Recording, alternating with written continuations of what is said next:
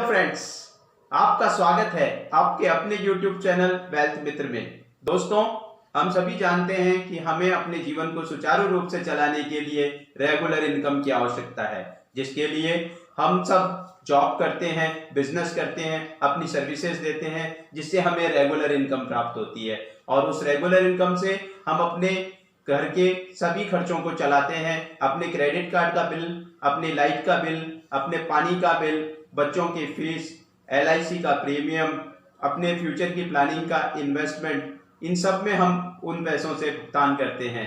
लेकिन कभी कभी दोस्तों, किसी भी कारण से, जैसे हमारा जॉब छूट गया है, हमने जॉब चेंज कर लिया है, हमारे बिजनेस में कोई डाउनफॉल है, इस कारण से हमारी ये इनकम रुक जाती है और तब दोस्तों हमारे पास बड़ी समस्या हो जाती है। हम बड़े परेशान हो जाते हैं। क्योंकि हमारे जीवन के ये खर्चे लगातार हैं, चाहे हमारी इनकम हो या ना हो। हमें इन खर्चों के लिए इस इनकम का होना आवश्यक है और यह समस्या हमारी नई जनरेशन के सामने बहुत बड़ी विकट हो जाती है। क्योंकि पहले हम बचाते थे और फिर उसको यूज करते थे। अब हम फैसिलिटीज का उपयोग करने के बाद उसका भुगतान करते हैं, यानी हम अधिक से अधिक फैसिलिटीज लोन पर लेते हैं या क्रेडिट पे लेते हैं। आज के इस लॉकडाउन में यह समस्या बड़ी आसानी से देखी जा सकती है। इस लॉकडाउन के फलस्वरूप बहुत सारे लोगों का जॉब छूट गया है, उनकी सैलरी रुक गई है, उनका जॉब छूट गया है, उनके पास रेगुलर इनकम नहीं आ रही है और बिजनेस व्यापार धंधे बड़ी बुरी तरीके से इफेक्ट हुए हैं। तो दोस्तों, और इस लॉकडाउन में सरकारी कर्मचारी जिनका कि जॉब 100% सिक्योर्ड माना जाता है, उनकी भी सैलरी का बहुत बड़ा हिस्सा डेफर्ड कर दिया गया है। तो दोस्तों, यह समस्या हम सभी के साथ देखने को मिली है और हम सभी इस समस्या को फेस कर रहे हैं। इस समस्या को देखते हुए ही RBI ने हमें 3 महीने के लिए लोन को डेफर्ड करने की फैसिलिटी दी है। क्या आपको भी इस फैसिलिटी को लेना पड़ा है या आपने भी इस फैसिलिटी को लेने के लिए विचार किया? दोस्तों, यह विशेष परिस्थिति में दी गई फैसिलिटी है, लेकिन हमेशा ऐसी फैसिलिटीज नहीं दी जाती है। तो क्या हमारी रेगुलर इनकम रुकने पर हम उधार लेंगे? हम अपने व्यवसाय में से क्या पूंजी निकालेंगे, जबकि हमारे डाउनफॉल में हमारे व्यवसाय को एक्स्ट्रा पूंजी की आवश्यकता है? तो दोस्तों, यह बात बिल्कुल ध्यान में रखने वाली बात है कि जब हमें पैसे की आवश्यकता होती है या हमारे को कोई उधार देने वाला व्यक्ति सबसे पहले इस बात के लिए एश्योर होना चाहता है कि हम उसका पेमेंट आसानी से कर पाएंगे, हमारे पास हमारी कोई रेगुलर इनकम है या हमारी फाइनेंशियल पोजीशन इतनी स्ट्रांग है कि हम उसका पेमेंट चुका पाएंगे। उससे पहले कोई भी व्यक्ति हमें आसानी से उधार देना नहीं चाहेगा। तो दोस्तों, ऐसी स्थिति से बचने के लिए हमें एक विशेष स्ट्रेटेजी बनाने की आवश्यकता है। तो मैं आपका दोस्त मधुसूदन गोयल आज आपको एक ऐसी स्ट्रेटेजी बताने जा रहा हूं जो है तो बहुत साधारण, लेकिन हमारे लिए बहुत इंपॉर्टेंट है। और अगर हम स्ट्रेटेजी पे स्टिक रहेंगे तो हम ऐसी परिस्थिति से सदैव आसानी से निकल सकेंगे।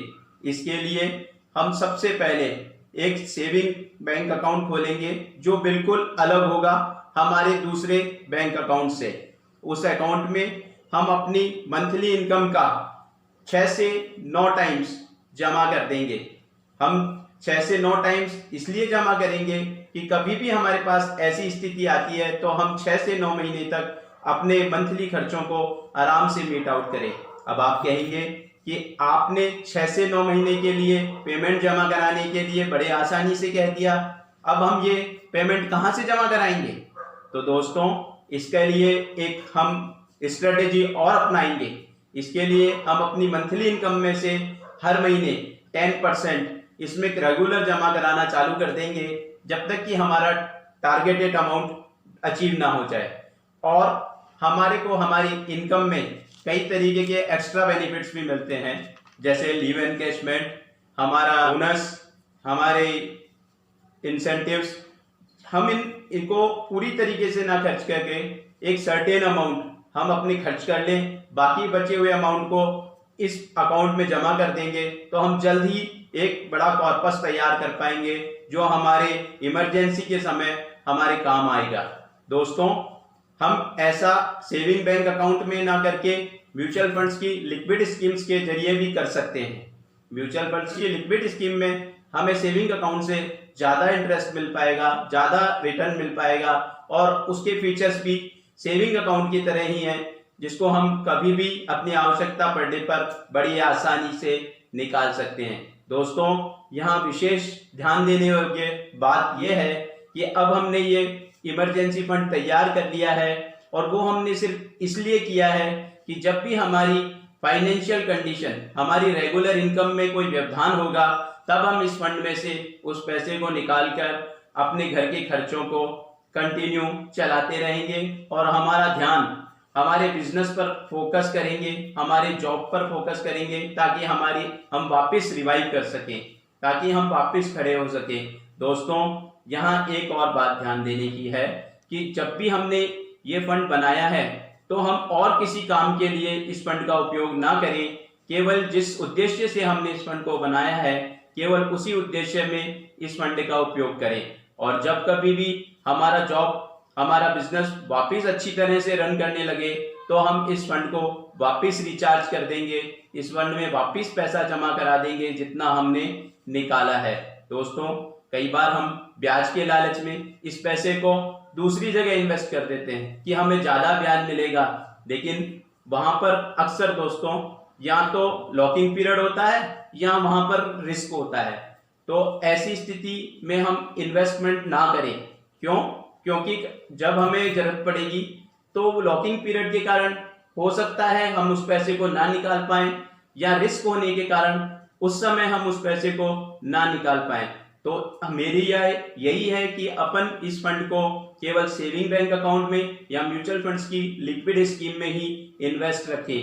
दोस्तों, मैंने यहाँ 6 से 9 गुना फंड्स डिपॉजिट करने के लिए, बचाने के लिए आपको कहा है, लेकिन दोस्तों ये आप पर डिपेंड करता है कि आप कितना फंड बनाएंगे, क्योंकि ये आपके जॉब प्रोफाइल पर डिपेंड करता है कि आपको कितने टाइम के लिए ऐसे फंड की आवश्यकता है। क्योंकि हो सकता है कि आपको जॉब मिलने में बहुत टाइम लगता हो, आपका जॉब रिस्की है, आपका बिजनेस के साइकिल्स बड़े बड़े आते हैं, आपके बिजनेस को रिवाइव होने के लिए बहुत टाइम चाहिए। तो ऐसी स्थिति में आप ये फंड 12 से 18 महीने के लिए भी बना सकते हैं। दोस्तों, मुझे पूरा विश्वास है कि अगर आप इस स्ट्रेटेजी को अपनाएंगे और कंटिन्यू करेंगे तो भविष्य में कभी भी इस प्रकार की कोई पोजीशन होगी तो आप उससे बड़ी आसानी से निकल पाएंगे। दोस्तों, अगर आपको ये वीडियो पसंद आया तो मुझे लाइक, शेयर और सब्सक्राइब करना ना भूलें और अगर आपके कोई कमेंट्स हैं तो मुझे कमेंट्स बॉक्स में अवश्य लिखें। धन्यवाद।